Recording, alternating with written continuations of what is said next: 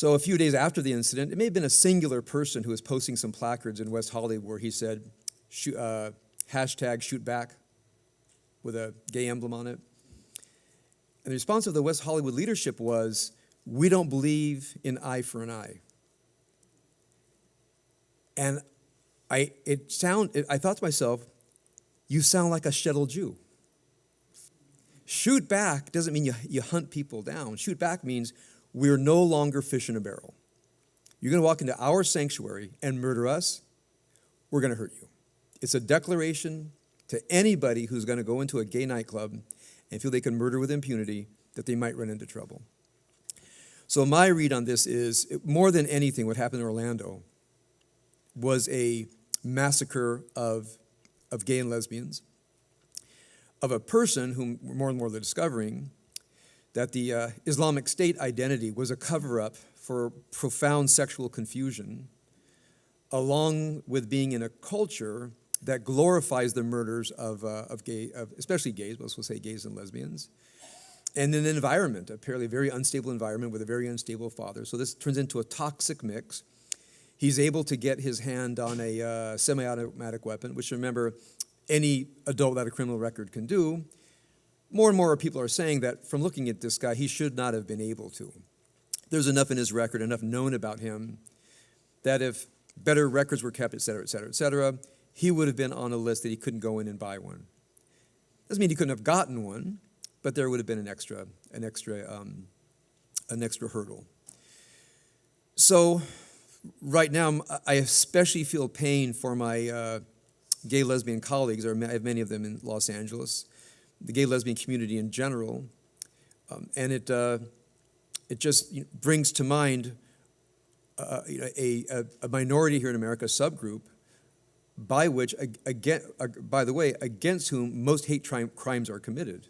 When we think of hate crimes, we think, in America, we think of black, Jews, et cetera, et cetera. It's mostly, from what I've read, I haven't read original sources, but what has been reported, it's mostly against gay, lesbian community, transgender, et cetera. So that's my first thought. Now, what do we do about it?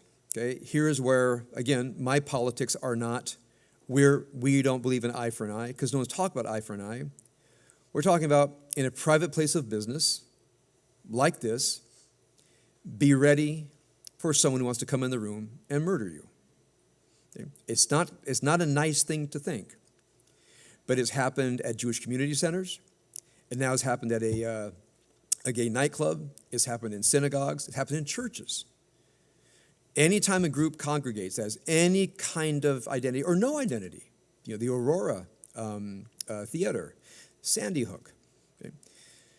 So it seems to me that my sense is that public security would require whatever the government does, and here that's why I can't speak to a school, but I can speak to a private setting. We have to be more prepared. So as I wrote in my article, I said about every Shabbos, you folks right over there, okay, you're it. So if they come through that door, you turn around and rush with a chair. You have a choice to make, get shot in the front or get shot in the back. You're not going to get out of here alive. You might get out of here alive if you take your chair and rush the door. You're not going to get out of here alive if you turn and try to run. That's a fact. You don't like the idea. If you don't want to sit near the emergency exit, don't sit during the emergency exit, like on an airplane. That's the corner. Over here, open the doors, help people get out. Over here, don't trample each other. Stay low. Just in case we have an undercover security person with a firearm, stay low. You'll hear someone say, get down. If you hear a voice say, get down, it means somebody wants to engage the shooter and they have a clear shot. Okay, that's not likely because any good person with a pistol is accurate from about here to there. Okay, that's accuracy with a pistol at a small target. Hardly anybody can do better than that in an intense situation. So no one's going to be shooting across the room or anything. That's why the door has to be secured. And same thing with the cafe. Someone's coming to the cafe, you pick up your chairs and rush the person. If you can hide and run, fine. But if you're close enough, like here to there, you put a full-on rush, the person will be discombobulated, I guarantee you, because they are not expecting terror victims to run at them with heavy objects. So last thing in their mind. Shalom, shalom, shalom, shalom, tova.